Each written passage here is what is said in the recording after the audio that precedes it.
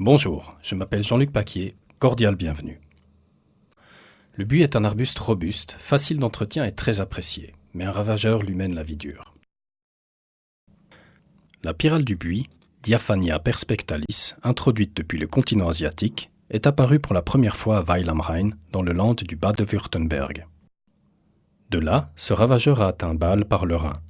3 ans après sa première apparition, il est déjà présent dans de larges zones de Suisse alémanique et continue sa propagation. Ce papillon nocturne se nourrit principalement du nectar des fleurs avoisinantes. De jour, il est particulièrement craintif et s'envole immédiatement dès que l'on touche la plante sur laquelle il se repose. Ce stade de vie dure environ 8 jours.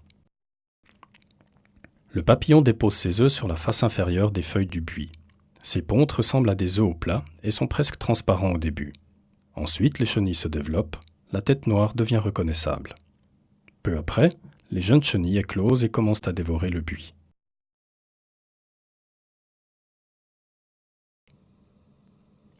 J'ai à mes côtés le spécialiste de la pyrale du buis, Walter Werner, expert phytosanitaire auprès de l'entreprise Syngenta Agro SA.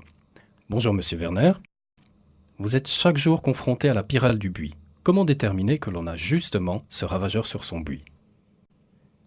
Si vous avez des taches beige-brunes sur vos buis, ou pire, des parties déjà dénudées, vous pouvez partir du principe qu'il s'agit de la pyrale du buis. Si vous vous rapprochez de vos plantes, que vous écartez les branches et que vous découvrez des toiles de fil de soie et des boulettes d'excréments vert-brun, ou encore que vous trouvez quelques chenilles vertes, c'est alors certain que c'est la pyrale du buis. Donc maintenant nous avons déterminé qu'il s'agit de ce ravageur, que peut-on faire ? Pour des petites quantités de buis ou des boules isolées, on peut récolter les chenilles à la main. Ramasser à la main, ce n'est pas très ragoûtant, non ? On pourrait aussi les aspirer avec un aspirateur par exemple, ou tapoter les plantes avec un bâton et aspirer les chenilles. Il est important dans ce cas d'évacuer correctement ces chenilles. Elles ne doivent pas atterrir dans le compost où elles continueraient leur propagation, mais doivent être incinérées avec les ordures ménagères. C'est donc valable pour les petites quantités de buis, mais qu'en est-il lorsque l'on a comme ici beaucoup de buis ? Que peut-on faire ? Pour des dégâts de plus grande importance ou de grosses quantités de buis, il ne reste que la solution de traiter avec un insecticide. Il est important dans ce cas de disposer d'une bonne pompe à traiter qui permet d'obtenir une pression de traitement suffisante pour traiter l'intérieur des plantes pour atteindre les chenilles qui s'y logent. Et maintenant nous allons observer les chenilles sur place. Là nous avons probablement les traces de ce ravageur glouton, n'est-ce pas ? Oui, exactement. On distingue ici des traces de feuilles rongées par ces chenilles. Maintenant, on va écarter la haie et observer l'intérieur.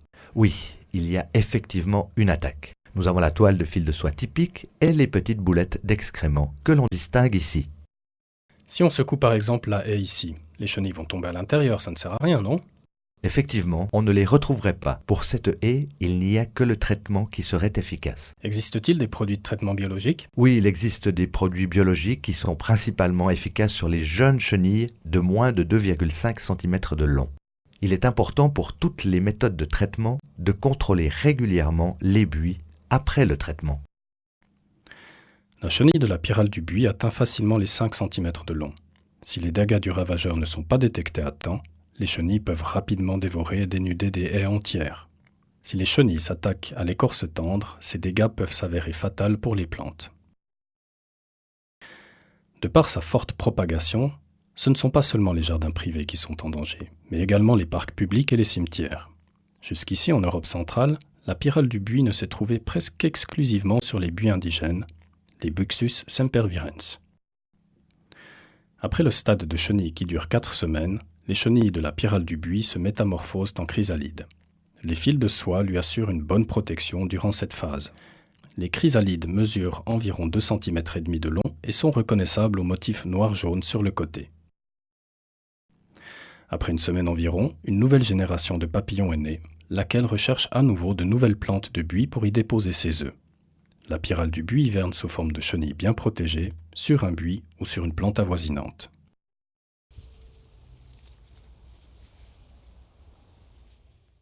Lors des contrôles, il est important de bien observer les endroits cachés, au centre et sur les 2 côtés. D'accord. Un grand merci pour vos précieuses informations. Au revoir, Monsieur Werner. Au revoir, Monsieur Paquier. Et rappelez-vous, si vous taillez ou éliminez vos buis attaqués, évacuez-les impérativement avec les ordures ménagères qui sont destinées à l'incinération. Pour une nouvelle plantation de haies, de bordure ou de forme structurée, les Taxus, Ilex crenata ou Osmanthus burkwoodi offrent une bonne alternative au buis. Demandez conseil aux professionnels en garden centre spécialisés.